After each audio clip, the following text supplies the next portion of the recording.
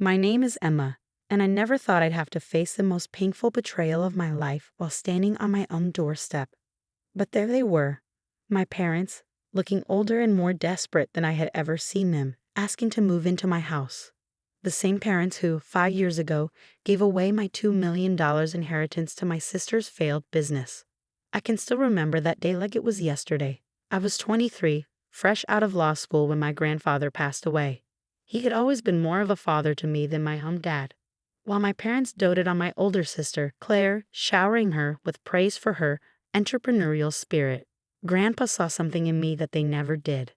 Emma, he'd say during our Sunday chess games, success isn't about making noise, it's about making the smartest moves. He paid for my law school tuition, encouraging me when my parents were too busy with Claire's business ventures and startup launches. The reading of Grandpa's will should have been simple. He had always told me that his estate would be split between Claire and me, each of us receiving $2 million. But when I sat in that wood-paneled office, watching a lawyer read from the will, I had no idea my parents had already set their plan into motion. As per the recent amendment, the lawyer read, adjusting his glasses, the entire $4 million will be transferred to Claire Mitchell for her business ventures. It felt like a punch to the gut. Amendment? What amendment? My parents avoided my gaze. Claire, on the other hand, couldn't hide her smirk. "Oh, Emma," Mom said, taking my hand, "try to understand. Claire's new tech startup needs capital. You have your law degree, you'll be fine. She needs this more than you do. You convinced Grandpa to change his will." My voice felt distant, detached. Dad finally spoke up, his voice carrying that self-righteous tone I despised. "It was the right thing to do. Your sister has real vision, Emma. This money will help her create something meaningful. You're just going to work for someone else anyway." I stormed out of that office, the sting of betrayal sharp in my chest. Later, I learned the truth from Grandpa's old friend and business partner. My parents had visited Grandpa in his final days, when he was barely conscious from medication, bringing papers they claimed were routine documents for his signature. That night, sitting alone in my tiny studio, surrounded by law school textbooks and student loan statements, I made myself a promise. I would never ask them for anything again. I would build my own success, brick by brick. And when they inevitably came crawling back, because people like them always do, I would remember this day. I threw myself into my career, working endless hours at a corporate law firm, while Claire burned through Grandpa's money on failed ventures, expensive offices, marketing schemes, and consultants who did nothing but organize retreats. I built something real. My colleagues called me ruthless. I called it focused. Every case I won, every client I landed, every bonus I earned was a step further from that day in the lawyer's office. I saved every penny, lived on ramen and coffee, and watched Claire's businesses fall apart one by one. First, it was her tech startup, a social media app that was supposed to change everything. When that failed, she tried an organic juice bar. Then came a cryptocurrency investment scheme. Each failure bigger than the last, each one burning through more of what should have been my inheritance. My parents kept defending her, reminding me at every holiday dinner how Claire was taking risks, while I just played it safe with my little lawyer job. After the second year, I stopped going to those dinners. Now 5 years later, I own a beautiful home in the city's best neighborhood, made partner at my firm, and have a reputation for never losing a case. And my family? Well, karma always has a way of catching up. But now, standing on my doorstep, staring at my parents' worn faces, I can't help but think back to what Grandpa used to say during our chess games. The most satisfying victory isn't just winning, Emma. It's making sure your opponent knows exactly why they lost. And I'm about to teach him that lesson. I closed the door behind me and walked into my study, my parents' voices still echoing in my head. Their story was almost too perfect. It was the kind of sob story you could sell to a charity. Claire's latest venture, a chain of luxury pet spas, had crumbled spectacularly, taking their retirement savings with it. They even mortgaged their house one last time to help her, and now the bank was foreclosing. "Just until we get back on our feet," Mom had pleaded through the door. "We're still your parents, Emma." I sat at my desk and opened my laptop to check on something I'd been tracking for months. There it was, the bankruptcy filing for *Perfection Luxury Pet Spa LLC*. Claire had managed to burn through $3.5 million in just 18 months.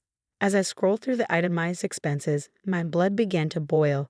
$50,000 for brand consulting, $75,000 for workplace ambience design, $100,000 for a celebrity pet influencer campaign. My phone buzzed. Speaking of Claire, her message popped up. You have to help them. They lost everything because of me. At least she was finally admitting it. But then came the next message, and I couldn't help but laugh. Maybe you could give them some of your money? You're doing so well now. The audacity was staggering. I thought back to the day I'd closed on this house, just 3 months ago. I'd invited them to see it, offering an olive branch despite everything. Their reaction? Dad had smirked. Well, it's nice. Small but nice. Nothing like what Claire's place used to be, of course. Mom had added, at least you're saving money living alone. No family to support, just yourself. They declined my dinner invitation, saying they needed to help Claire with her business emergency. Later, I learned that emergency was choosing imported Italian marble for her pet spa's reception area. A knock on the office door interrupted my thoughts. Ms. Mitchell? Sarah, my housekeeper, looked concerned. Your parents are still outside. Should I call security? I walked over to the window. They'd set up camp on my front steps, Dad glued to his phone, probably trying to reach Claire, while Mom dabbed her eyes with a tissue, her dramatic flair on full display. A few neighbors had gathered, clearly enjoying the spectacle. No, Sarah. Let them stay. They're about to learn a valuable lesson about consequences. I spent the next hour making calls. First, I contacted my private investigator. I hadn't spent 5 years idly watching Claire burn through Grandpa's money.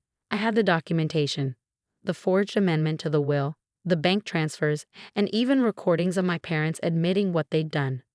Next, I called Marcus, my firm's top criminal defense attorney. Is everything ready? I asked. All the paperwork's filed, he confirmed. We can move whenever you're ready.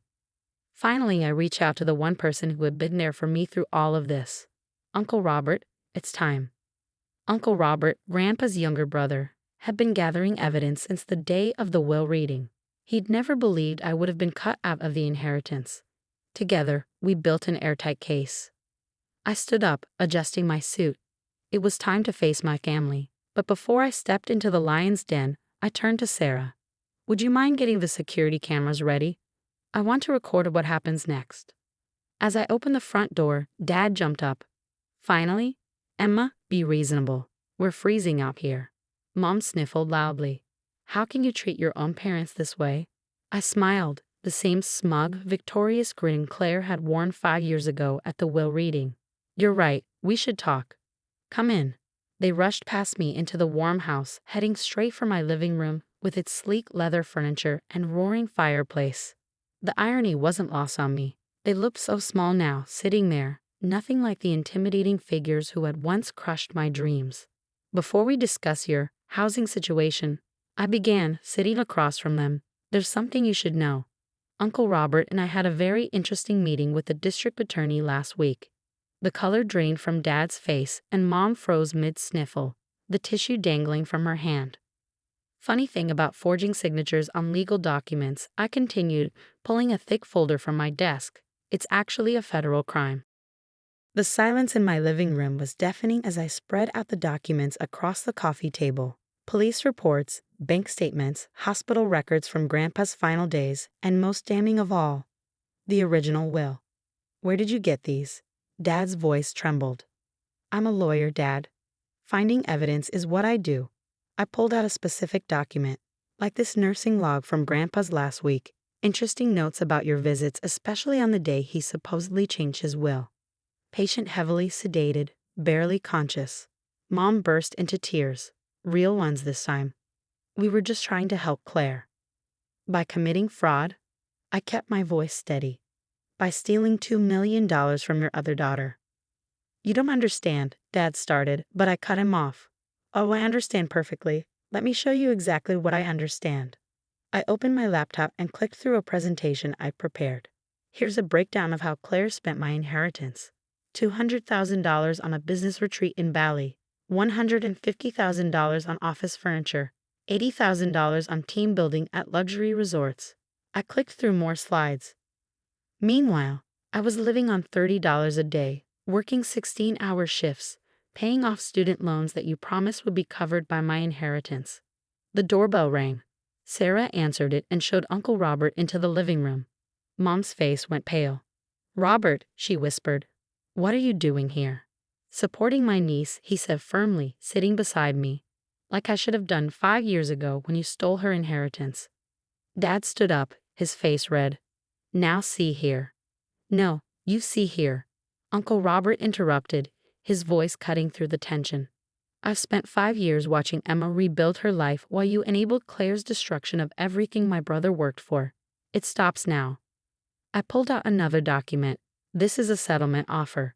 In exchange for not pressing criminal charges for fraud, you'll sign a confession admitting what you did with Grandpa's will. You'll also agree to pay me back the full $2 million. $2 million? Mom's voice rose in hysteria. "We don't have that kind of money. We lost everything." "Then you'll sell your house," I said calmly. "Oh wait, you can't. You mortgaged it for Claire's pet spaz." "Well, I guess you'll have to figure something out. Just like I had to. You'd send your own parents to jail." Dad's voice barely rose above a whisper.